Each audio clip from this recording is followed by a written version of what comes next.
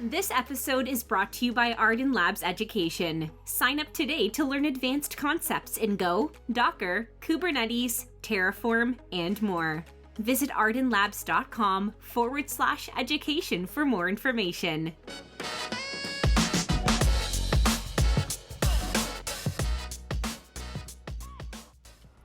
Welcome to the Ardan Labs podcast. Our special guest today is Thorsten Ball. Thorsten, thanks so much for coming on and hanging out with us today. Thanks, Bill. Thanks for having me. Quite happy to be here. Where are you talking to us from today? From my office in Germany, where I live in a small town near Frankfurt. So right in the middle of Germany. Yeah, I'm looking out on my really bad lawn, but it's quite sunny out today. So yeah. If I go to Germany, I've only been to Berlin, and I love Berlin. I wouldn't even mind hanging out there for a year, but I really haven't seen the rest of Germany. Okay, yeah, Berlin's awesome. Yeah, it's a special city in Germany, right? Like there's Berlin, and then there's the rest of Germany. So yeah, that's what I've heard. Yeah, that's what I've heard. I haven't visited any other city in Germany yet, so you should. Go to Munich. I need a reason. I need like a conference or I don't know. I need a business reason. I'll find you a reason, and then we'll meet up in a minute. Let's do a workshop or conference. All right, so tell everybody what you're doing right now. Like what keeps you busy during the day every week? I'm a staff engineer at Sourcegraph, where we build code search and a code intelligence platform. And I've been there for nearly 4 years now, working remotely from Germany. It's an all-remote company where I use Go mainly in my day-to-day coding. But in my spare time, I like to play around with compilers, interpreters. I think it's been 6 years now that the compiler bug has bitten me. And it led me down a rabbit hole that, led to me writing and self-publishing 2 books on the topic. The first one is called Writing an Interpreter in Go, which I self-published in 2016. And then I followed it up with Writing a Compiler in Go, which I self-published in 2018. And then turns out I still couldn't shake the whole thing. So I, even after writing a bytecode compiler and a virtual machine, I thought there's something more. I need to build an optimizing compiler, because that's what all the textbooks, are about, or the big middle section of the textbooks is about. So since I guess it's, it was my pandemic side project, but I think it's been 2 years now. I've been hacking on a optimizing compiler, this time in Rust, because I also wanted to get a bit into Rust. And, I've been building this with all of the optimizations, or a bunch of them, with SSA, internal representations, blah, blah, blah, all of that fancy stuff. So yeah, that's what I do in my spare time. Did you name your language anything? Is like this language you're writing compilers for, right? Like you have your own syntax. Did you name this language? Yeah, so the first one from the books, it's the 2 books use the same language. So it's actually, you write code in the first book, and then in the second book, you use the same code base and add more. And the language you build in those 2 books is called Monkey, which I want to say I have there's a really important reason behind this, but it's just, I think monkeys are funny, and there's no other language called Monkey. Actually, now that we talk about this, I think I wanted to call it Tiger first, but there's a book which I'm looking at right now called Modern Compiler Implementation in ML, which uses or builds a language called Tiger. So Tiger was off the table. So then it became Monkey. And then for my toy compiler that I'm working on right now in Rust, the language is called Toucan, like the exotic bird. But I learned 2 weeks ago I misspelled the name. There's an O in the name, in the English spelling of the word, which I didn't know. So yeah, it's Toucan. I think that makes it cooler now, dude. Don't tell anybody you made a mistake. Yeah. Like that was conscious. Like you did that on purpose. But I like the idea of monkey lang. I'm a monkey developer. Like I write monkey code. That's kind of cool. Yeah, Yeah, it man. is cool. Everybody outside the engineering department will look at you and go like, "Really? This is what your introduction is?" But sure. It's no worse than saying you're a gopher. I'm a monkey. Like Right. I'm a gopher, right? Yeah. Like I don't think Rustacean. it's any worse or better or different than that. So I kind of like that. That's kind of cool. Sorry, I really like, I don't know, putting some fun and nonsense into all of this. It shouldn't be all serious 100%, super academic. Like, calling it monkey is nice. In Toucan, the keyword that I use to define a function is func with a K, like putting the func back into programming languages.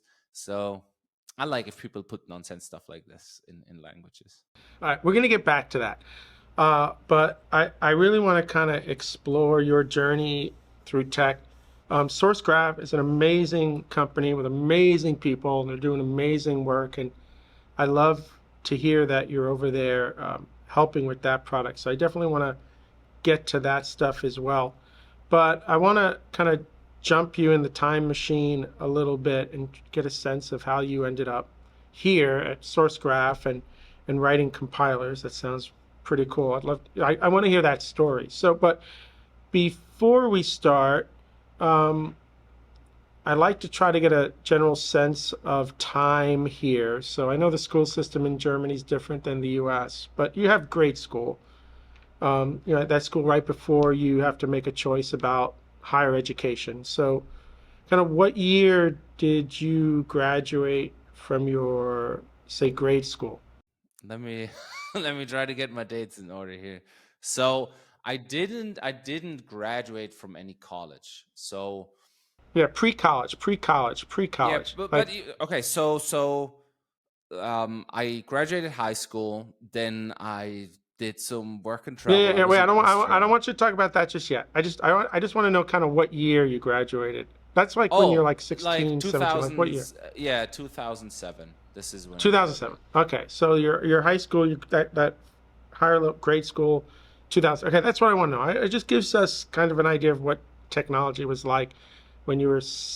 How Yeah, old were that's a you good then? Like point. 17, 17, Uh 18. I could 18. got my driver's license, yeah.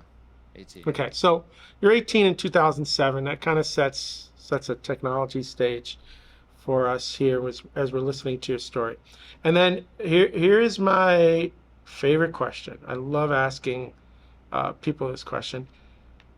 Without thinking too hard, first thought enters into your mind when you were working on a computer. The first time that you kind of worked on a computer and your whole brain went, "Oh my God, this is so cool." 6th grade, when I was 12, um, I snuck into, or asked my older sister, pestered my older sister to let me in her computer science class, after school class. And this was my math teacher teaching this class, and we used Microsoft Front Page 97, I think, or I think that was the last version at that time. And we um, he showed us how to make websites. And for me, the moment I realized, oh, this is what the other websites are under the hood too. Like, it's all HTML. I can do this. You know, that was fantastic moment. And I still think it's a wonderful thing about software. Like, you can't, sure, you have the big companies have amazing tooling like Google and Facebook and whatever, but it's still underneath it, it's the same stuff, right? It's not they have access to some material that you cannot afford. You can still build software like the big companies do. And so this was in 6th grade, and we modified websites or build our own website. And then he showed us, this was, I'm sure you remember this, it was called DHTML. I don't know Oh yeah, exactly why they call it yeah. that, but it was basically JavaScript and HTML. And you had like JavaScript applets and stuff like that. And the main thing that I really enjoyed was you had like a JavaScript snippet, put it on your website, and then you could move your cursor around, and like little blue balls would follow that cursor around. And there was some air quotes physics here, where you have a trail of balls falling occurs around, and just tweaking this and getting immediate feedback where like, oh, I bumped the number from 10 to 20, suddenly the distance between these balls is double. Oh, nice. Let's try this again. And I got hooked on this. I really got hooked. And then at parent teacher conference, my math teacher told my mom, he's good at programming JavaScript, but he should really also invest some time in math. Yeah. I love this story because what you said was, no other guest has kind of said this, but I think everybody feels it. It's this moment where you said, you know what, I can do that. Like you opened up the hood and you were like, oh, wait a second, that's kind of all there is. Like, I can learn that. That's super cool. So you got to hang out in that class essentially that exactly. year. Yeah, and I could. Yeah, and there were two older guys in there. They showed me what IRC channels are, and then I kind of hung around on the internet more and got hooked on that stuff. But you're in 6th grade, dude. So was this the school you attended to? Was the 6th grade and the 7th, 8th, 9th, was everybody in this one school? Well, yeah. No, well, there's like different levels. Like after 4th grade in Germany, you have to either go, depending on your grades, like there's it's called gymnasium. That's the better one, then in the middle one, and then low one. I was in that better one, barely so. But yeah, 6th grade. This was like, nobody else from my class was in this. This was for 8th graders, and I asked my sister. So it was lucky coincidence that was at that place at that time. So then, like, the next year after that, you were still going into this classroom, or was it the same material? So you're kind of bored. No, it was really just a one year experimental thing. And I think even like 2 years later, my class, they also had a class like this, but then it was basic, like programming and basic, if I remember correctly. And it was, like simple games where like you have to guess a letter or something. And that didn't hook me as much as the websites, where you had like this really tangible thing in front of you.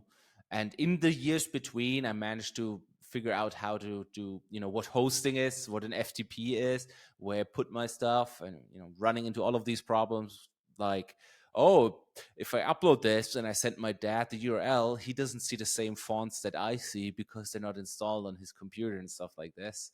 And, couldn't afford a real domain, so I had to get one of those free domains. And But were you doing this? I'm curious, because you take this class at 12, you kind of get hooked in, but then it's not available to you anymore, really, right? So how are you continuing that work? Did you get a computer at home? Were you allowed access to the lab? Like, I'm kind of curious how you kept it going. so my parents were always really open to technology. Like we had, our family ordered the first thing online in 1998 from, it might have been Amazon, I'm not sure, but it was the box set of the Star Wars remastered edition something. And my mom switched to online banking pretty early on because she runs a business. She did email really early on. So we had like a family computer. And then I think in 6th grade, I got one of the old computers from my mom's office or something. And then that was in the basement. And then I think only like a couple years later, I was allowed to have internet access in my room. You had to go to this room and then use it there. Wow. All right. So you had that technology in the house kind of early on. So you had a place to. They really encouraged it. They really trusted me with this, in the sense that, yeah, like here's the laptop, you can play around with this. There was no supervision, basically. I guess, without internet access, there's only so much you can get exposed to. But there was a lot of trust and a lot of, they took me seriously with this. So when I was 13, 14, 15, they came to me and asked me questions like, hey, can you help me figure out this stuff about the computer? And that, to me, was also a game changer, because when you're 13, nobody takes you seriously. in a lot of the grown up conversations. But suddenly you could feel, oh, they're serious about this. They really want me to fix this. So yeah, they really encouraged me. Do you have any sort of story where you broke the computer in some form and started panicking a little bit? Like, how am I going to tell my parents this isn't working anymore? Because you're working on it at an early age, and I'm sure you're starting to dissect it. Did you have one of those like really scary moments? I had a bunch of those with my own computer, where, I, this was when I was 16, 17. I ordered a new AMD Athlon something CPU. And me and my friend, we tried to put it in my main board, and I broke off one of the pins. Just first try, one of the pins. Oh Yeah, my God, exactly. that, oh man. So you had to put That the was old the one? only time in my life that I actually threw something against the wall because I was so angry with myself. And then, like, so I had this other friend who basically introduced me to Linux when I was 14 years old. Like, we were in, sports class, and both of us didn't want to do any sports, and we just talked about computers. And he's like, have you tried Linux? And if this evokes the picture of somebody trying to sell somebody else something forbidden on the schoolyard, this is exactly what it was. Like, hey, you want to try Linux? I can give you, the CD. You can boot up Red Hat. I don't know which version, but so I got hooked onto Linux, and then we had these, like, oh, we go from Red Hat, which is considered the easy one, to Debian, for example, and where you only had like the terminal UI to install it, the blue and green and black one. And yeah, there were many times, I think 2 or 3 times, where I accidentally wiped my hard drive, and there were no backups. It was like the 20 gigabytes, the biggest hard drive I've ever had, full of, I don't know what stuff, like movies and games and music and whatnot, wiped while I'm trying to install Linux on a partition or something. And we just looked at each other like, is it gone? And oh yeah, it's gone. So You that's got to have those moments because that's when you learn the most. yeah. And then, putting what's it called? OpenWRT, the firmware for routers, putting that on the family router just because we could. Like, yeah, we got a router from the ISP, but wouldn't it be cool if we put Linux on it? And then realizing, oh, internet is down for the whole family, and then panicking and calling the ISP and trying to get to a support person. We're like, what is the actual account number that I need to put in to dial in via PPOE? And they're like, oh, have you tried? And we're like, believe us, like, we know what we're doing. It doesn't sound like it, but we actually know what we're doing. Please tell us what the actual, what the format of this login string is. So that was a panicky moment. Yeah.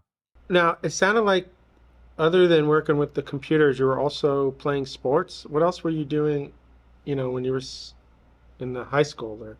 So actually, when I was in high school, living in really, really small town Germany, I say from 12 to 16, 17, I didn't do much besides computers. I didn't do a lot of sports.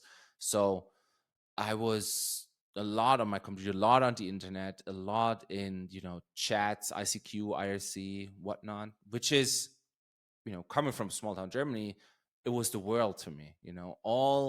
All my musical taste, and later we get to this, even the current job of my career in programming depends or came from a person I met online while I was active on an online forum in 2004. So internet was the world to me. And then with 17, I realized, man, maybe I should get out of my room more. And I was really, really into music, classic rock, blues rock, Led Zeppelin, all of that. And I started to play guitar, and I started to play in a band, and I stopped with programming, kind of telling myself, you're just sitting in front of the computer, you're wasting your time. Because back then, the maybe even now, the common opinion in Germany was you need to be really good at math. Like, you need to be really good at math and study computer science with good grades in math for you to become a software engineer. And I wasn't good at math, and I also didn't enjoy school that much. So in my mind, I basically checked this off. This is not a viable career option for me. So I wanted to become a writer. I wanted to become a journalist at that point in time, and also a musician. And then I started doing more outside or without computers for a few years, actually. It sounds like you learned to play the guitar pretty well fairly quickly. If you just decide in that 1 year, I'm going to play guitar, and now you're playing in a band. Like, that's interesting to me, how quickly you picked that up. It's also, well, I taught myself with the internet. Now there's even more options, but back then there were some tabs online, there were some guitar lesson videos online. There was not the YouTube as it is today, but I taught myself, and I think I was pretty good at some things, but I wasn't, classically trained. I couldn't read sheet music, but I guess depending on how the rest of the conversation goes, but looking back, this is a common thread through my life, where self-taught outside of the established, say, system, which maybe sounds too bureaucratic, but the same with programming, right? Like self-taught program, self-taught musician, writing. I didn't, just started writing more, started playing guitar. And So look, so you're going to graduate high school, and you've got to make some choices now, right? You go to university, or you go to a trade school, you got to make some choices here. So what are you thinking as you're now finishing up high school in, what did we say, 2007? You're 18, yeah. it's 2007. What is Thorsten thinking about doing next? So I'm 18. My girlfriend just went to Australia to spend a year in Australia. I have to do. Did she had to get away from you so that she went all the way to Australia? So Well, I guess, looking back, I guess she ran away or wanted to get away from something. Oh yeah, so in Germany back then, you also had the what's the word here? You had to join either the military or do 1 year of social service.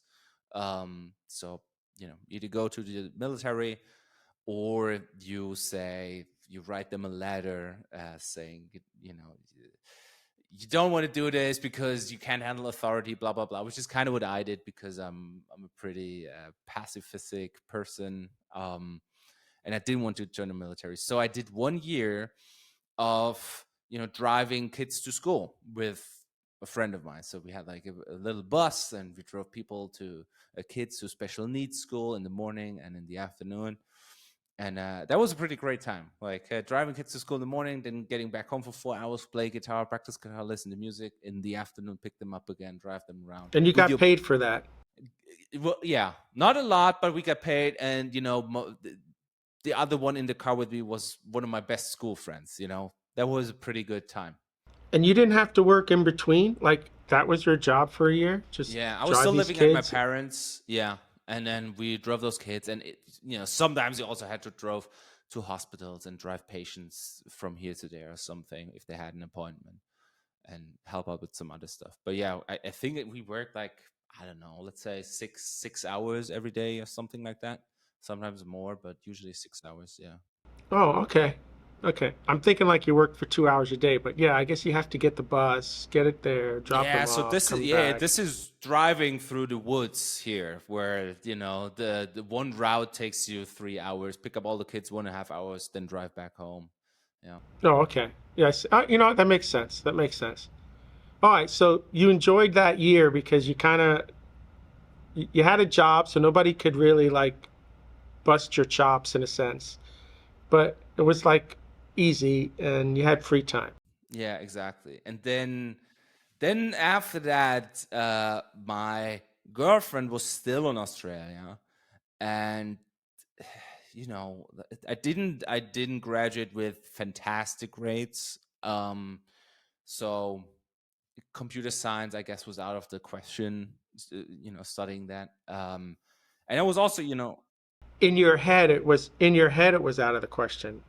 yeah, I didn't apply in my head. Yeah, I didn't apply. So, but I also wanted to become a musician, and I had this whole, you have to take a shot. Like, if you don't try it now, you never will. So me and my friend, who was the bass player in our band, who was 1 year below me in school, we said, like, look, I'm going to Australia for a year, but when I come back, we're going to move to Berlin, and we try, to start a band and play music. And he was like, all right, let's do it. And my parents actually didn't say anything. They were like, if you can finance yourself, because you won't get anything from us, that's fine with us. So yeah, I went to Australia for like 3/4 of a year, I guess. What did you do in Australia?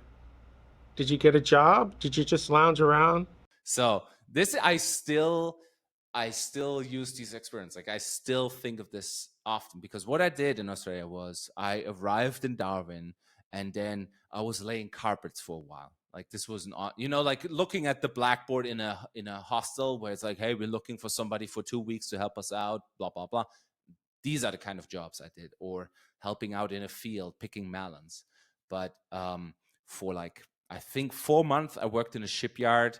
We were sanding down boats for a long time. So this was all pretty, blue collar work, manual labor work, and I'm really, really happy that I did it. I'm really happy, because it's easy to complain about sitting in a comfortable chair all day and getting fed up and stuff like this. But then you think, oh yeah, at one point, I sat in a shipyard for 8 hours every day, and this is a much better deal.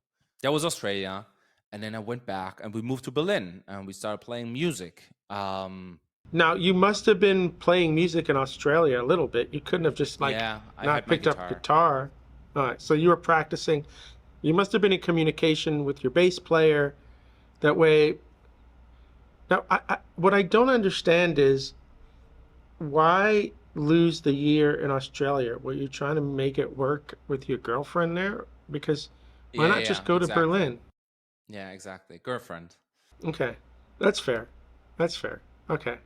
So obviously it doesn't work out. So you leave Australia 3/4 of the year in, and and you're like, I don't care. I'm going to be in a band. I'm going to have all these girls anyway. So let's move on, right? Spoiler, that didn't happen, but yeah. Hey, a guy's got a drink. All right, so you come back to Germany. You go to Berlin with your buddy, and what happens in Berlin? How long do you try to stick out the band thing? So we both, because we wanted to have a backup plan, we both applied to college there in Berlin, which is pretty tough to get into because there's so many people doing the same thing, like moving to Berlin and then figuring out what to do in Berlin. So they go to Berlin and they basically sign up for everything at college. So even the most ridiculous courses are full, right? You need good grades to get in. So I ended up not getting into anything in my first year, and I started working night shift for UPS, unloading trucks just to finance myself, which actually was pretty good money, but also backbreaking work in the most literal sense. So my friend and I, we were both working night shift at UPS, and he was studying linguistics, which he likes or liked, I guess. And I was not studying anything for the first year, just trying to play guitar. At the same time, we're both trying to get a band together. We're both living in the same flat, getting to work every night at 11 p.m., working until 4 or 5 in the morning, which is, I would never ever do again, working the night shift. As it later turns out, when I switched to morning shift, I'm a morning shift person. But yeah, that was brutal. Like this. Technically, you were working in the morning, I'm joking. But yeah, that was the first year. That was hard. What's really hard is, if you get a gig, your gigs are going to be at night. They're not going to be during the day. So your schedule is almost not even conducive. But by now you should have realized there wasn't a lot of forethought in all of this, like this is all short-term decision making, I guess. or trying to make something work. But yeah, like Berlin is huge. It's huge. And there's, even if you find somebody who's willing to play in your blues rock band, which is not a, say, common thing in Berlin, where there's more electronic music or, let's say, more modern types of music are popular there. Even if you find somebody, it's completely possible that they live in another part of Berlin and have to, go to band rehearsal, but it's going to take them an hour or something to get there. So it wasn't as easy as we thought it would be, and we took us a long time to find a really good singer. And then we had one, and then he moved away to go to Hamburg, and it wasn't coming together. It really wasn't. And then in a year later, I applied again, and I applied for philosophy. It was called, actually, the overarching thing was called culture and technology, which is still playing its echoes through me, I guess. So culture and technology, and the main focus was philosophy. And I've read a lot as a teenager and even later, and I started also reading some philosophy texts, literature texts. So I was interested in this, and I really think it is interesting. So I started studying this, and then in 1 year, I think it was my second year, things came together where I was in a seminar that was about computer science and technology and culture, and how us working with computers every day has a feedback loop on what culture is and how we think about ourselves and the world, shaped by the spreadsheets that we use every day on our computer. And that really, coming, with my background, coming from the Linux world, the open source world, programming scripts and modifying websites, that really lit the It fire somewhere in my resonated. It head. Yeah, it resonated really with you. rated. Yeah, exactly. It was really, I don't know, inspiring. And then at the same time, I got a call from my stepdad, who still lived here in small town Germany, because as a teenager, I was in I guess the translation is a shooting club, which is, it's not the images you have in your brain of like shooting clubs or something in the US. That's completely the opposite. It's air rifle shooting. It's a traditional thing in Bavaria, like 50-year-old guys and teenagers, where it's equal amounts about having a beer on a Friday evening versus actually going to matches. So but I was in a club, and they called me up, and it's like, hey, can you do our new website? I did the old one 5 years before. So now I'm like, okay, yeah, I guess I'll do it. And I used that opportunity to kind of see what I've been missing the previous 5 years. And turns out, this is now 2011, 10, 11, something like that, 11. And I was suddenly surprised. Oh, there's something called jQuery now. Okay. There's something called Ruby on Rails now. Okay. And I sat down and tried to build a website with the new thing called HTML5 and JavaScript and dynamic, like a collapse sidebar and stuff like this. And I got hooked. Like, I got hooked again, where I sat down in front of the computer, and suddenly it's 5 hours later, and you're like, the time flew by. It didn't feel like work. It didn't feel like something strenuous or something that exhausts you. And in my mind, I compared this to practicing guitar, where, oh boy, like, I have to practice, like actual practice, where you don't play a song to yourself, but actually practice. Like, an hour of actual practice really did feel like an hour to me. It really did. And then I was glad it was over. But sitting down in front of a computer and trying to debug why your collapsible sidebar doesn't work because your jQuery selector is off or something like that, I could do this all day. It just doesn't get on my nerves. I can do this all day.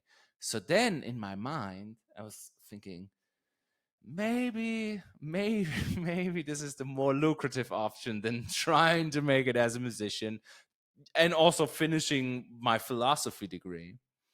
So I reached out to a friend who was also living in Berlin, and which I knew from 2003, 4, when I was working online in like learning forums for learning programming, stuff like this. He was also hanging out on that forum, and I still have kept in touch with him. And I reached out to him and I said, "Hey man," wrote him like a super long email, like, "Hey man, like this is what I'm thinking about, blah blah blah. Do you think like if I could make it, if I try to be a programmer without having a degree?" And he replied with a single word, "Yes." That was it. And I was immediately following up, like, what, how, why, stuff like that. And he still works. This is Robin Maynard we're talking about. Like he's still working as a consultant, and he was working as a consultant freelancer for a bunch of big companies. And he was like, we met for coffee, and he said, "Look, from what he's seen and the companies he worked with, most people do not care about the degree, as long as you can show that you are able to program, as long as you could give them some the impression, either by proof of work or something else. You can show them that you can program, because a lot of people apparently say they can program and they study computer science, but in fact they cannot." He told me. I didn't believe this for 8 years maybe, but he said, if you can program, you can do this. And that lit a fire where I was like, whew, there's no secret, there's no magic thing. It's the same as back with the websites. Like the big companies also use the same tools. Like, oh, there's no hidden barrier, there's no intangible talent required or some degree. You just need to be able to do the work. Yep, but you also need a resume. So That's so true. That's true. so That's a so good point. talk to me now, because you want to get into this industry. You don't have a resume. So what's your next step? My next step is I double down on this. Like I buy books on Ruby and Rails, and I'm gonna teach myself Ruby and Rails. So I did this in my spare time every evening, weekend, whatsoever, building website. You're still working at UPS. Still working at UPS.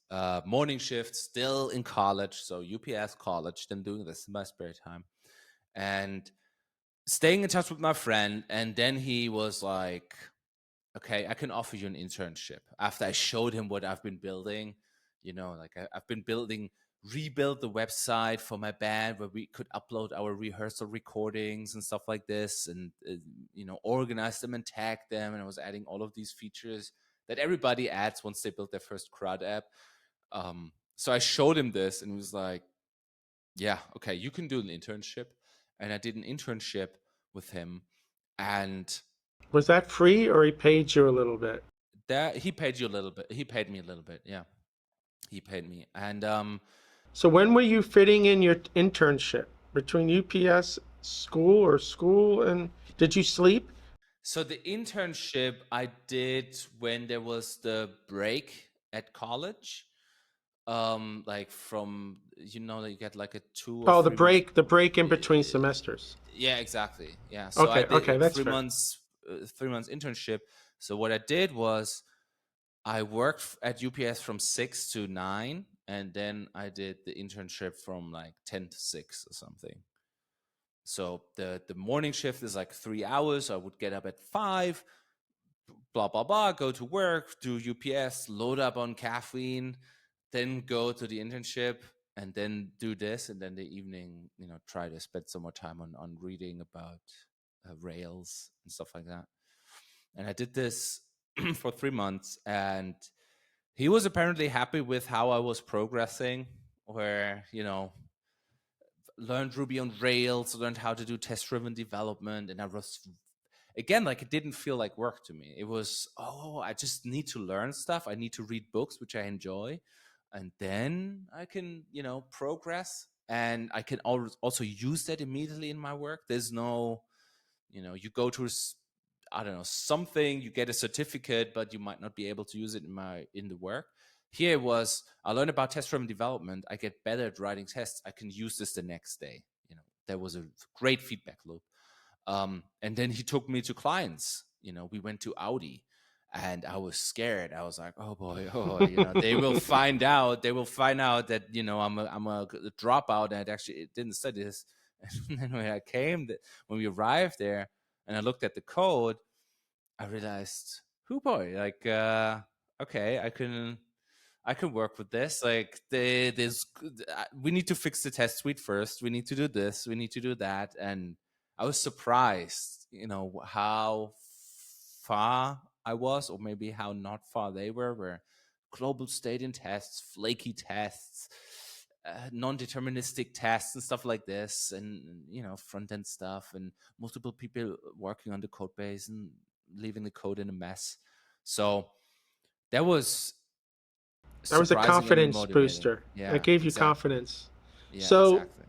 let me guess, you don't go back to school, and the guy hires you full time to start working on this stuff? Exactly.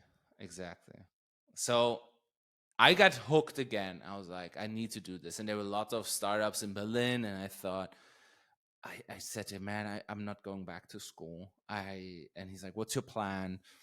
And I was like, I need to do this full time. I guess I'm going to apply to, you know, all of the companies that I saw at all the meetups we went to, like the JavaScript meetup or Ruby meetup, you know. Oh, which companies do they work at? All right, let's find out what these companies do. Are they looking for people? Do they say something specific about degrees? If not, I can apply, you know, or maybe talk to the person at the meetup. So I told him, you know, Robin, these are all my plans. And then I think a week later or something, he was like, all right, here's an offer, you know, I can take you on full time, and, you know, for such a salary, and you can work full time. It's like, thank you. I was so grateful. And if you know, if I told this to anybody, like, they were asking me back home here, they were asking, like, so what's the company? You know, in Germany, it's big companies, traditional companies. That's this prestigious thing. But I was, it's just the two of us working from his living room. And yeah, we go to clients, but they had no clue, you know, how much money there is in software consulting, and that he could pay me a salary and stuff like that. And I was just happy to get the mentorship I did from him, because we did a lot of pair programming, and he was really, really strict and tough on me too, where, you know, PR reviews didn't pull any punches, you know, like, you need to care about this, you need to care about that. I want you to not make these mistakes. And handing the keyboard, you know, from one to the other, one writes the test, the other one fixes the test, the other one writes the next test, stuff like this. So if you do this for 3-4 months every day, you get better really quickly, especially if you have customers and you need to ship and you actually need to make money, and you're not, you know, somewhere in a research place. Right, but I'm interested in a couple of things. One, do you remember the very last box you lifted at UPS? That's question number one. Yeah. Like, eventually you got to go in there and say, like, I'm done, right? I'm sure you had to still work a couple more shifts. You must have been thinking, "Oh, these are my last boxes, man, my last boxes." There was I do remember this. I will never forget this job. Never. The, there was one container that came in every day, and that was loaded full with flyers, like posters and flyers and whatnot. And they are really, really heavy Dude, because there's no paper. space. There's no There's no air in there. It's space. They're just really heavy. So somebody every day had to go in and unload this thing. And UPS is or was pretty strict, you know. You had there were these bands where you put the packages on and put them out of the truck, and you had to unload 1,000 per hour, and that was the rate. So this gives you an impression of how many per minute per second. So you really had to go in there and power through this whole thing. you weren't allowed to sneeze during that time. You Basically not. sneeze. Like, sometimes you had a container with like big packages in there, and you're like, thank you know, big light packages, and they make a lot of room. But the flyer one wasn't that. And yes, sometime, you know, last day, everybody, there were people that working there for 30 years or 20 years or something. And to be honest, like UPS was a great employer. Like they paid very well. It was nice working there, but they were all like, "Oh, you made it, man! You made it, yeah." Even You when got I had out. the internship, it was like, yeah, yeah, exactly.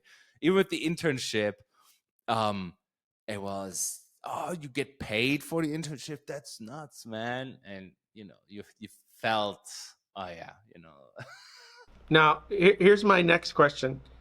You're now going to tell your roommate that he's going to UPS alone, and what's going on with the band?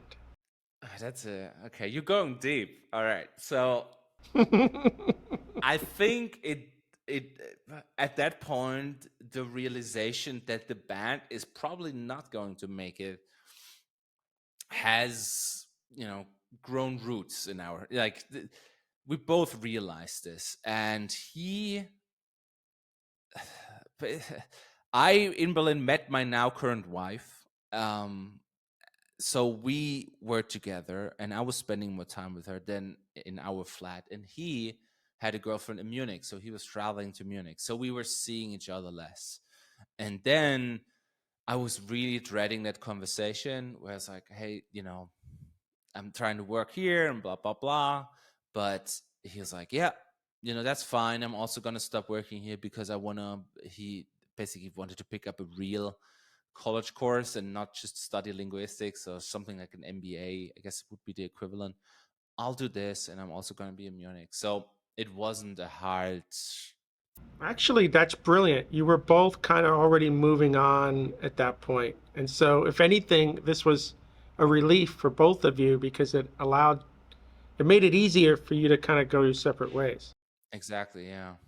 Yeah. And yeah, we were both on the same page, I guess. And we still played together and like practice, but it wasn't the same pressure anymore. Oh, we have to make it. It was, no, I'll try this. It sounds more lucrative.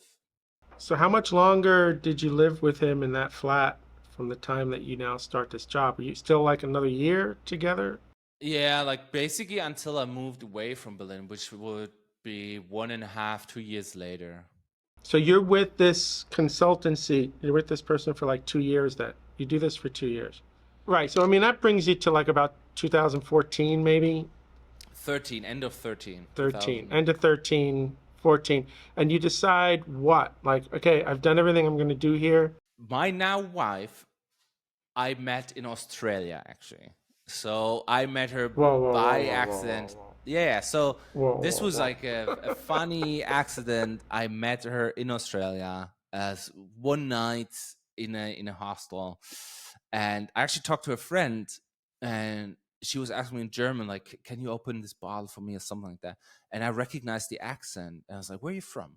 And she said, "Blah blah blah," which is a town right around where I grew up. And I was like, "No way!" And she's like, "Where are you from?" I said, "Well, right this town here." And she says, "No way! I'm gonna get my friend." And her friend, that's my now wife, and we got talking. We realized we come from basically the same place, like a 20-minute drive from each other here in Germany, and we both met by accident in Australia. And then she said, "What are you going to do after Australia?" And I said, "I'm going to Berlin." And she said, "I'm also going to Berlin." So then we both were in Berlin, and this was 2000, yeah, 2009, 10, when we were in Berlin, and we connected on Facebook and like, "Oh, you're also back in Berlin. Oh yeah, let's meet up, blah blah blah," and became a couple. You know, things happen for a reason, man. I say this all the time. I thought you were insane going to Australia. I really did. In the back of my head, I'm like, oh, man, I get it. But I mean, you wouldn't have met your wife if you hadn't gone to Australia to go hang out with the other girl. Think about the irony and all that.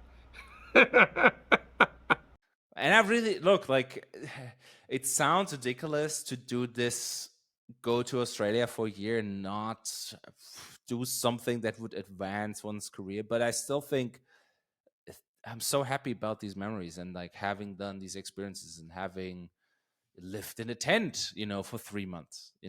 I I now know that I can live a pretty happy life without anything, basically. You know, um, and I still carry that with me. And yeah, so Okay, so 2013, I'm working for Robin, and my wife, now wife, and I in Berlin, and we both know deep down Berlin is not it for us. Like at some point, we want to move back home. It doesn't feel like home. It just, we want it to be. We think it's cool, it's fun, but there's some longing. We're like, someday we're going to move back. Let me ask you a question though, with that longing. At that point, are you talking about marriage and kids and these types of things? No, And it's no, like no, no, no, no, no, we don't. no, So it's not no. like we don't want to raise a family here. It's just you're longing for the life in the smaller town. Okay, that's fair.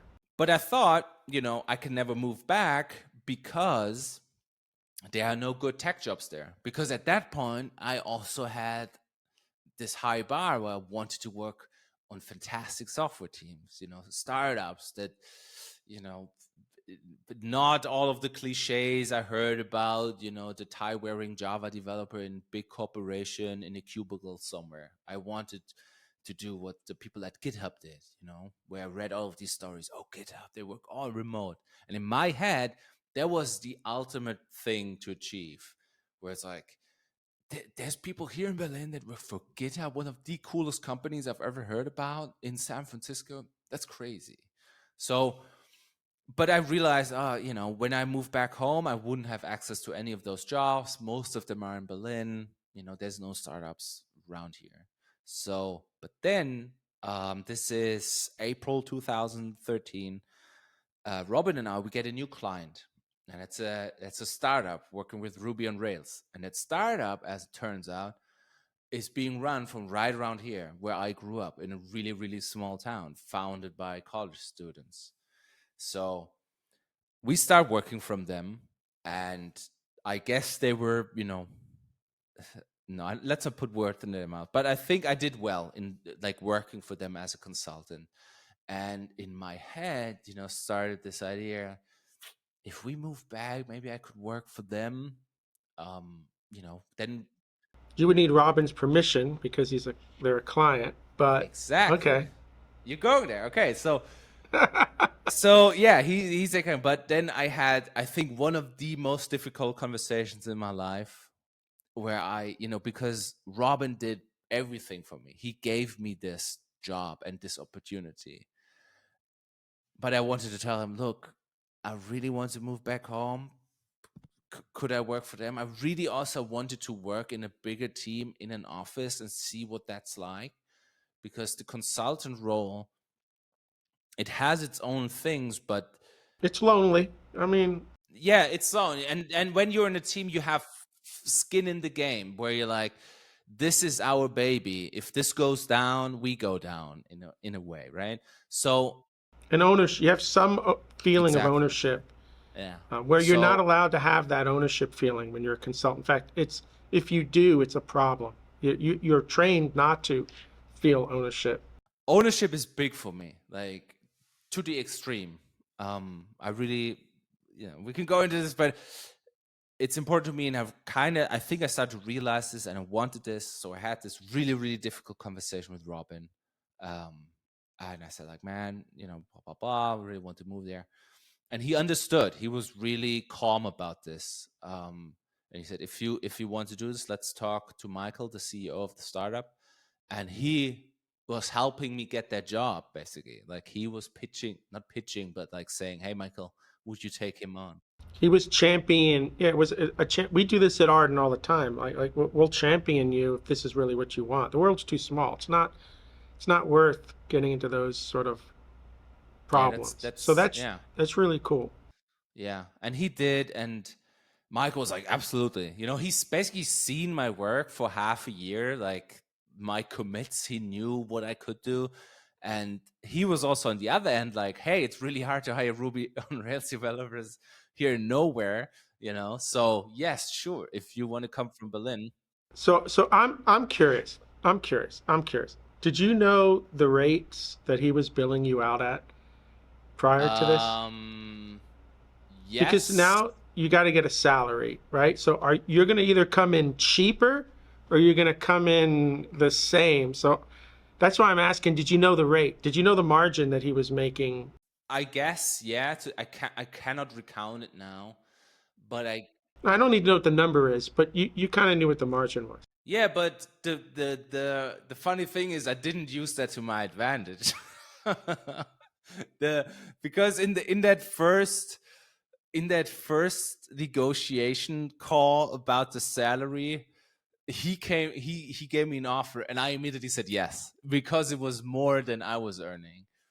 And later on, I realized I could have gone like 20% more, 30% more. And I was like, They were already paying that money for you. It wasn't like they had to reallocate a budget or something. But that's why I asked. Yeah, that's why I asked. And I'm surprised Robin didn't help you a little bit with the salary, because we'll do that. We kind of know to make sure that person gets a raise and it's reasonable too. So I think, nothing on Robin. I'm just saying I find it interesting that he didn't kind of help.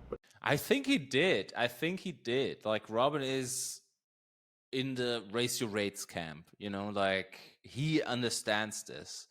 I think he did, but I also think at that moment I was so scared of that thing being snatched from me. In the last minute, if I Yeah. say You the wanted it wrong so number. bad.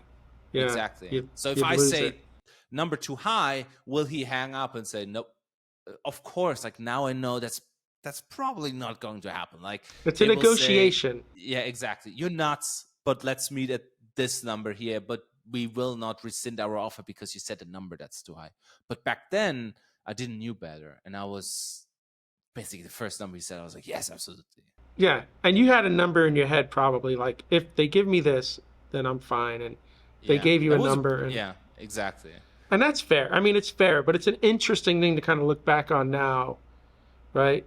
To understand that you were probably, I mean, for him to be in business, right? You understand the margin had to be there, so it was kind of available. I was in the best possible position because there's no doubt in their mind. They've seen me do the work. I worked for them already. Now it was just about finding. It was not yes or no. It was just about finding that number. So I could have gone really high, and still would have gotten the job. But lessons learned, and that's kind of cool. So you now are in a position to be able to move. What is your girlfriend at the time, now wife? We'll just say your wife. So what was your wife doing in Berlin? What kind of work was she doing? Was it easy for her to move? yeah, so she was a project manager working at MTV, and then a marketing agency. So yes, tech related projects, project management. And there, we're living near Frankfurt. There's a lot of agencies around, or in the area, I guess. So she didn't have a job lined up, but she was like, yep, let's move, I'll find something. So now, but you're not neither of you are that close to your parents, or I have like a 20 minutes or even closer. Yeah, 20 minutes. 20 minutes is good. I always say, like, you want to be not closer than 20 minutes. Yeah, not in the same house. No closer than 20 minutes, because 20 minutes you can go over there. It's not an inconvenience, but somebody can't just pop in your door at any, like, that's always kind of good. So you're like 20 minutes away. You find, so do you, at this point, you're making a decent salary. She's going to find a job. So you just rent a flat again, and yeah, we're living in a small city here. I commute to work with the train. So you're commuting into Frankfurt. What is that, like an hour? Well, no, smaller city, closer to Darmstadt. It's, Dieburg it was called, but yeah, smaller city. What is that commute for you, like a half an hour? No, that was pretty long. Like, it was, I think 45 minutes, and then like there's, 15 minutes walking on each end of that. Like, that's one way. Why not move closer to the job? You really wanted to be in that town. You didn't mind. I really wanted to be in this area here. Yeah. I can't rationally explain this. It sounds ridiculous, but the city we were living in, I really liked. Like, we were happy there. Yeah. Yeah, but you lost. One of the reasons I left New York and moved to Miami is because I didn't want to lose 2 hours 2.5 hours of my life on a train.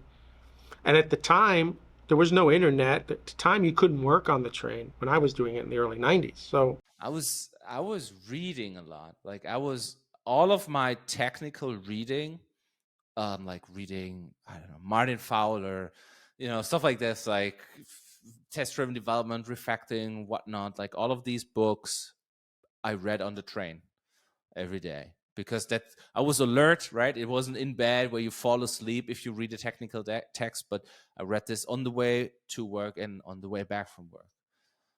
So I actually cherish that, you had a fixed schedule every day where you sat down and pulled out your book. so how long were you with this company? 3 years. Wait a second. No, wait a second. Well, 2013. Yeah, 3 years. All right, so 2016, what happens? Like it's surprising to me that it's only been 3 years because this was, Was it everything? It was everything you wanted it to be. yeah, except for the big success. But it was, Wait a second. You were already consulting on these teams. So did your dynamic change when you became I a think full-time so. employee? Yeah, it Were you- was. and and you were there in the office. I was in the office with the other three guys, a small engineering team. Every day I learned something new. When you're in there and you are now on the team and you work on a product and you for yourself have to think what is the next best thing to do and not being handed something, which is often, hey, we let the consultants work on this predefined thing while we finish this other thing. But now suddenly I was part of this team. I was going to sprint plannings. I was going to, workshops. I was in retrospectives. I was encouraged to share my opinion on the product and the tech and whatnot. And I loved it. And everybody else was really, really good on that team. Like they were really good. One of them is now a CTO in the company that we later worked at. The other one is the backend lead manager for that company. The other one is a staff engineer at Shopify. Like this was us in small town Germany on a single team. And we did everything like in those 3 years, like ups and downs of like having to scale up, realizing our whole architecture doesn't scale, having to rewrite it, having to do database migrations, like, like a full night database migration.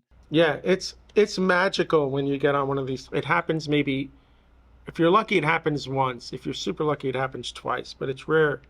It's rare. But what happens 3 years later? Like, So the company is not, this was a ride sharing company built on the idea of the goodwill of the people, that people will offer their ride, like they're commuting to work and you use the app, like we had Android and iOS apps, to share your ride, and you say I'm going from A to B, and then our system would route you along, your ride, and then say, hey, there's somebody waiting along that route, you can pick them up. And even with detours, like, hey, it's just a 2-minute detour for you, blah blah blah. Turns out in that market, you do not win by technology alone. Like you need a huge marketing budget and you need a lot of people being willing to go out of their way in the most literal sense to help somebody else. It wasn't about money, because in Germany, regulations would forbid you to have something like Uber or Lyft where you actually make a profit. So this was all cost covering, right? In hindsight, I'm looking at this and going, maybe I'm too cynical now, but I'm thinking, man, no wonder this doesn't work. But they had funding. Then they must have had Yeah. VC funding. Yeah. What was the revenue model then? What? I just have to ask. You know what the revenue model was? Yeah, basically, this was, this was 10 years ago, where the idea was get big and then figure out how to make money, right? Yeah, so it was, well, we can always do ads. Well, ads, no, everybody said ads probably won't work, but maybe we can then offer some paid stuff, blah, blah, blah, get some share of this money. And I get it. All right, so they're running out of money, but this is now ending. You still want to live in your little small town, so you now have to find another job. Writing's on the wall. Yeah, so actually, so the company was running out of money multiple times in those 3 years. So I've seen some stuff. But then one time I was running out, and the big German railway company, Deutsche Bahn, I'm sure you've met them or seen some of their stuff when you were in Berlin. They were interested in our company to acquire it, basically to acquire the tech. But then last minute, they were like, nah, we're not going to acquire you, like really last minute. But we're offering to take some of you on, not in an acqui-hire thing where you get a bonus, but more like we will, employ you with a small bonus, and then you will build something for us. We're going to fund a startup inside Deutsche Bahn.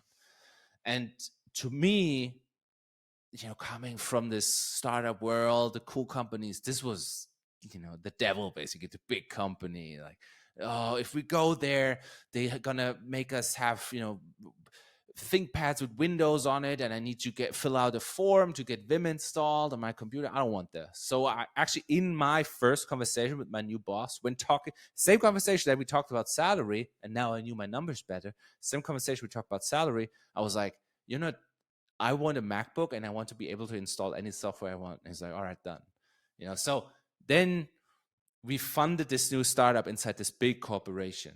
And then this was the worlds colliding, where they were like, all right, how long do you think it takes to have something up and running? And this was like our first week. And we're like, done. Like, there's something running on Heroku right now. We just pushed it. They were not used to a small team working really, really fast. And, then we built up this company. And over the next, what is it, like 2 years? Yeah, 2017, 2018, I was involved in everything there. I have to admit, I got kind of bored with the whole domain, because it was, again, mobility, was again locations, latitude, longitude. That's your whole thing. You have a vehicle location in your system. And I kind of got bored with this, and also with Rails and Ruby. And I, on the side, this is 2017, I had written the first book about interpreters. So I was interested in also, how a company organizes itself. What organizational structures do we have? What is the culture of this? Because I really was anxious about the culture being big corporate versus startup. So I tried to really get in there and help define like some culture that is more startup than big corporation. So yeah, that was 2 years. And then after 2 years, I realized I don't enjoy this anymore. I need something that excites me from a technical perspective. So then, I found Sourcegraph by accident via Hacker News, and they were working on, code intelligence, language servers, code search. Like, this was a developer product for other developers. And I, having, built interpreter compilers, like, I want to get closer to this. I want to use Go, right? Because I've been doing Go. I want to use Go as my main tool for the job. And the other company in running at the time for me was Mesosphere. So I applied to both, because a manager from Mesosphere reached out and asked me, and I applied to both. I got an offer from both, and I would work remotely from my small town for both of them, one in San Francisco, the other one in Hamburg and San Francisco. So I basically flipped a coin, because I couldn't really decide. I flipped a coin. Well, I went, but both offers were good. Both offers were good. Like, the pros and cons list was good on both sides. But what Mesosphere had was, they had an office in Germany that I could visit on a regular basis. And I've never done full remote before. And everybody says, oh, are you sure? Are you sure you're going to be fine working only from home and never, ever seeing anybody? And I wasn't sure. So I went with the option where I could at least see some colleagues every 8 weeks or 6 weeks or something. So I went with Mesosphere. And turns out it was, yeah. Let me ask you a question before you finish this part of the story. Okay, so because you had these two great choices, you went with the one that was in country, local, even though it was remote, no more train. Like, I get that, but I want to get back to this, but I want to step back a little bit, because you just glance over this idea that you wrote a book about compilers in Go, and we're not talking like, where does this? You need to tell me before we finish that story. how Go ends up on your radar screen, and are you able to use it at all at work, and why are you spending so much time with the language? While working at that first startup, right, the magical time, there were two PhDs in that room with me, and what kept me really motivated since day one was like figuring out how stuff works. I'm a college dropout. I don't know how computers work. So for me, it was like, what are threads? What is a garbage collector? How does concurrency work?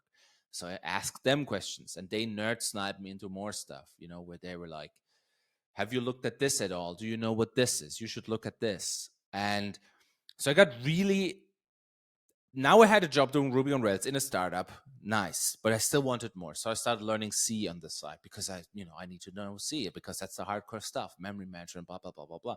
So I learned C. Then I got into operating systems. Like, how does an operating system work? And I read the Unix books, Unix network programming, advanced programming, the Unix environment, stuff like that.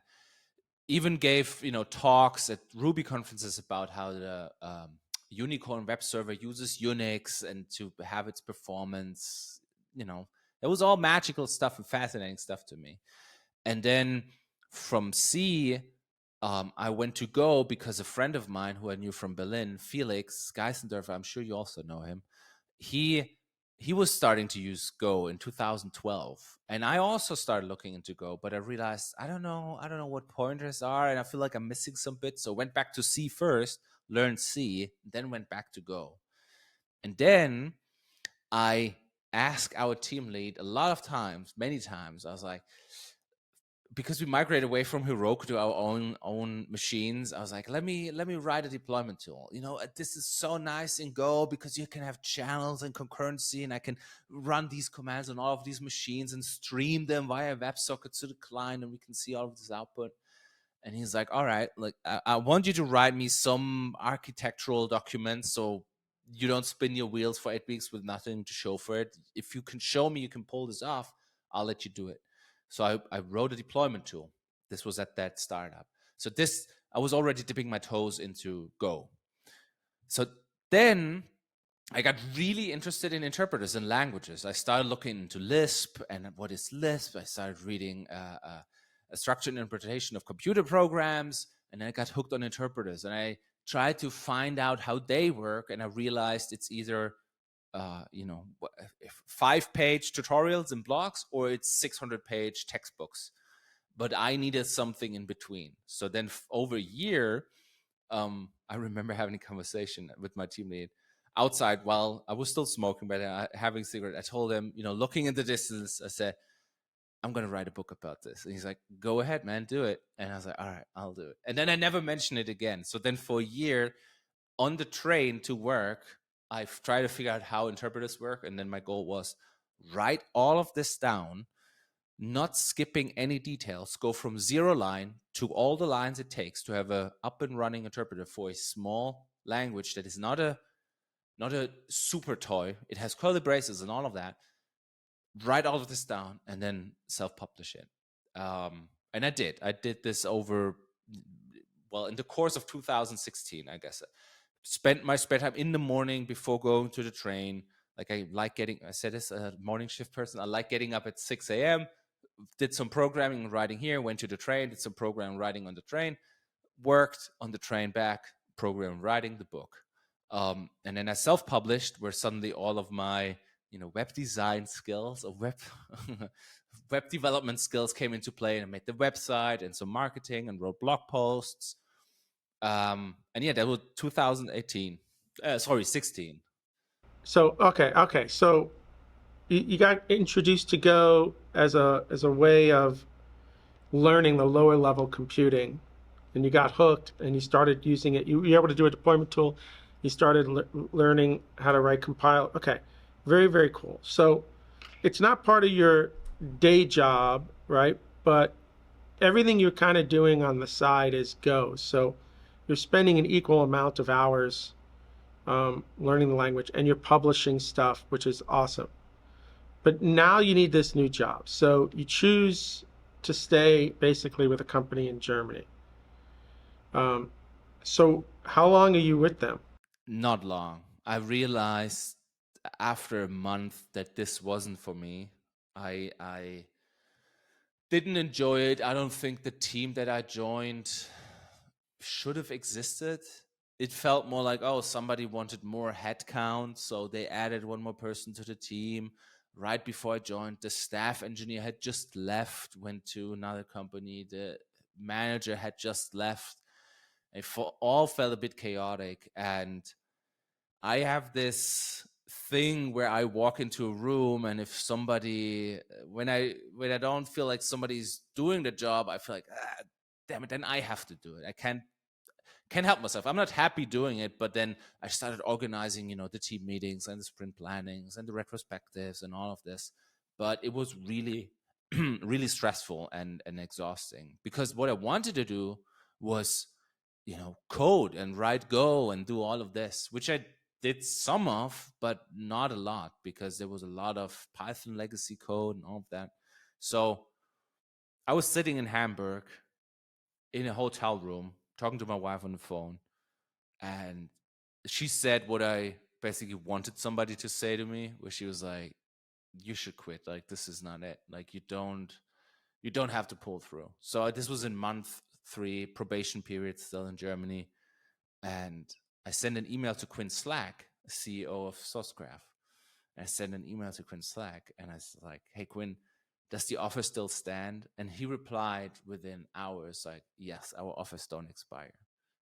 And I was like, yes. So then, accident again. I was like, he asked me, I don't know if I asked him or he asked me, I'm not sure. But turn out, both of us were going to .go conference in Paris the next week.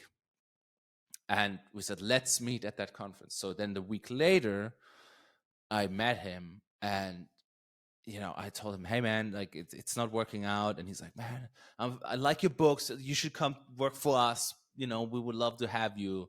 And I said, yeah, I haven't written more than 200 lines of code in like the past 3 months. And he laughed. He's like, you can do this in a day here. Like, come over, And I talked to a bunch of other folks, Loic, for example, also still at Sourcegraph at that conference. And every conversation made me walk away with a smile. I was like, yes, like this, I like these people. I like talking to them. This is enjoyable. They get it. And then, I said, yeah, let's do it. And then in April, I flew to San Francisco to onboard and join the company. And yeah, it was everything I wanted it to be. Everything I wanted it to be. It's pure tech company, working on a developer product for other developers, connected to some of the best software companies in the world, our customers, with people from, ex-Google, ex whatever fantastic software company name comes up. They were, at Sourcegraph, I was starstruck, like, oh man, couldn't believe it. Here I am in San Francisco, a guy from small town Germany, working for this company. And yeah, so I went nuts. Like, I wrote a lot of code, and Quinn was encouraging everybody. It's still a huge value at Sourcegraph, high autonomy, ownership, high agency. And he was like, hey, it clicked for me after a few months where we had a conversation, me and Quinn, and he was saying, treat this like, it was one of your side projects, like one of the books. And then it clicked for me, and I realized, this is what it means to be a senior engineer. You need to think like you are the CEO of this small thing that you are given ownership of. You need to think of a lot of things. Like, how do we do docs? What's the customer do? How do we demo this? How do we test this? How do we roll it out? And I went nuts. I did all of this, and it felt great. And you're there still today. So you've been there now for nearly 4 years. 4 years. Yeah. I love everybody over there. When I used to travel to San Francisco, I'd almost see if I could sneak into that office and have lunch with everyone over there. It's a great positive environment, and the tooling you're building is invaluable. When with Go, I work in Go every day, so I'm comfortable there. But when I have to look at code in another language, I think Sourcegraph has saved my butt so many times in terms of time, right? Like just bring it up in the browser on GitHub, and especially like node projects, which are a nightmare to kind of navigate for me personally. Sourcegraph is just amazing, dude. Absolutely amazing productivity tool. The idea of it is super interesting to me. Like I never really would have thought if they had come to me when they started and said we're going to do this, I'd be like I don't get it. But now, like I'm grateful they got it when they did. Man. What aspects of the system are you working on over there? So I started out working on the backend team. This was when I joined, we were 18 people, 20 people. So now we're, oh man, somewhere between 250 and 300 right now, I guess. So we grew a lot in the past 3 years. So I started out being a backend developer on the backend team and doing backend Go stuff, everything from CLI to database stuff and whatnot. Which also, my previous experience comes in handy. And then I joined the batch changes team as a founding member of that team, and we built a completely new product for Sourcegraph called batch changes, which allows you to change code in thousands of repositories. And I was I guess you can call it tech lead or whatever, interims, anything on that team. This was the moment where yes, I should do everything. And yeah, we grew that to now pull in really good numbers in ARR. Like I'm quite proud of this.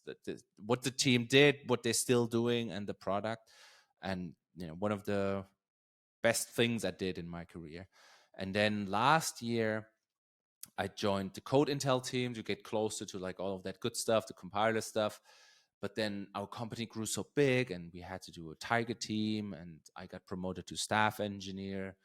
And now I'm basically I don't know, free floating staff engineer, and I help out a bunch of other teams and try to anticipate problems and fix problems before they become big problems. And now I'm working more closely with two teams, which are closer to actually the backend team that I started in 3 years ago. So I'm full circle. I'm now the staff engineer trying to help two other teams, fix scaling issues right now for huge customers. And you're still 100% interested in all the work, and there's a lot of challenges there that's awesome. I mean, because you've been there a long time. Normally you get bored by now, and it's fair. Like Quinn or Vanessa's listening. It's just reality, right? At some point, you get bored with the problems. I think what changed for me is, maybe it didn't change, but maybe it was always this, but the tech is not the only interesting thing here. I also am really interested in the business and how the business is doing and how we scale up, and the numbers that we're doing. So for me, engineering is means to an end, and the end is building a successful business. And that business so far hasn't become boring. It's a fast growing, successful startup selling to some of the world's most impressive software companies. So And you're super young, so I'm getting a sense from you that you're super young, man. I'm 34. You're young, okay? So you're actually about to enter into your prime for starting your own business. So I get this sense that you love the tech and knowing how everything works underneath the covers, but you also love the business side and understanding how it all works. I get this sense that I'm going to see you by the time you're 40 starting your own business. I think you're like looking for that product, and it's going to happen. Am I way off? you're not you're way off if you think I'm going to start a startup and employ a bunch of people to build a product. I think what is not too far off is kind of what you are doing to go back a little bit, what really the other, well, maybe the most, or the thing that I'm most proud of is self-publishing these books, and they're doing surprisingly good numbers. Like every time there's a Hacker News post, something compilers, somebody in the comments mentions my books, and I'm sure you understand. It's like I wrote these books on my own. I didn't even have an editor, which means the first versions had a bunch of typos in it. I built the website on my own. I wrote the blog post. I marketed this. I ran around .go conference and handed out flyers for the book. And then suddenly I get money coming in from people buying these books. And I have full control of, I did everything from start to end. And this is so incredibly fulfilling to know I created something that people pay money for, and there's no intermediary.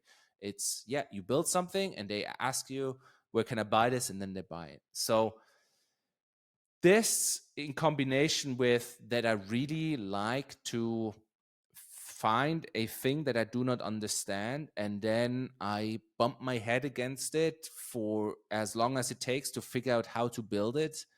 And then I really like explaining what I figured out. So if there was in any way the possibility that I could do this full time and also get paid for it, where, Thorsten, this year you write a book about how databases work or something like this, right? And then the next year you this, and the next year you that, and still having that full control, and also because I'm vain, having my name on it and stuff like that. That would be my dream scenario. But I do think that Sourcegraph pays well, and books don't, I guess, pay as well as that in most cases. And I'm also not sure whether, yeah. So I'm going to say this. We only got a couple of minutes, and we should talk, because one of the things we do at Ardan is we have a business engine already to market and sell training. There's no money in books. Just if you write a book, don't do it because you're going to get rich. You do it so you say you wrote the book. You know that already, right? There's no real money. There's some money in books. Some money, yeah, but it's not full time. You're not going to retire on a book, but there are good budgets for corporate training. There are budgets out there for that. You just have to have the right material at the right length, that's going to allow people to be more productive when you're done. There's money there. So, one thing I'd love to explore with you is maybe we can put together a 2 or 3 day sort of training where you just have to show up and teach it, and there's money there. Like, I think if that's what you're interested in, that's the direction. I've done this with several people in the Go community, where we have the debugging class now, right, where Derek is teaching how to use Delve in all these different ways. Super cool. And things with Kubernetes and Terraform. So we should talk, because even if we just get you started and then you completely jump out on your own, the key is that's where there's some money to be made. Now, the problem, though, is you have to live on the 30, 60, 90 net, right? You don't get paid right away. But I think it's really interesting that you're thinking about being able to be an educator full-time and make a living. You can definitely do it. And the material you have is great. I like writing. I like the medium of books. I also thought about doing some screencasts and video stuff, but I have to say, and this sounds ridiculous, but well, audiences, developers, they get it. But video editing is table flipping for me. Writing is, I can use Vim. I can write words into my editor. I can use Markdown. I enjoy this. I like typing. I really do. I like sitting in front of a dark screen in the morning and type words into this.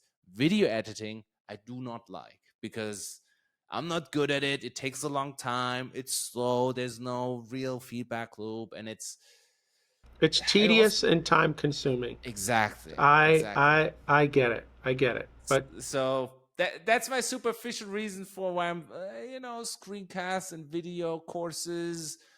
See, this is where I can help you again, man. I can help you with this. I got an Yeah, you entire did. engine for this stuff, though. We need to talk, but I love. Look, we're out of time here, so I just want to say I love this story. It's actually a unique story. I think your story's really unique with a lot of the stories that I've heard, and I love kind of what you did, how you continue to move forward in your life and in your career, and I think you're at a great place. And I wish we could explore the compiler stuff. We're completely out of time because I find that fascinating. I keep thinking in the back of my head you're going to end up on the compiler team at Go. But, Well, put in my name there. all right, Russ. You have somebody here that wants to learn compile. That would be kind of cool, though, wouldn't it? To get on the compiler team. I guess they wouldn't take me. I don't know. Like, I think there's I'm more an amateur in the field. You keep saying that, dude. You keep saying that, and then look at kind of where you are today. So you got to stop saying that. Yeah, but yeah. No, I don't want to hear it. I don't want to hear it. I don't want to hear it. You're doing technical work that people with lots of education can't necessarily do. So it's not about that. It's about having a propensity for it, and really wanting to learn. And you've shown that. So. All right, so we are out of time, man. If anybody wants to reach out to you after listening to the show, what's the best way, Thorsten? ThorstenBall.com. You can find my email address there, or Twitter, Thorsten Ball. I'm too often on Twitter, but yeah, you can find me there.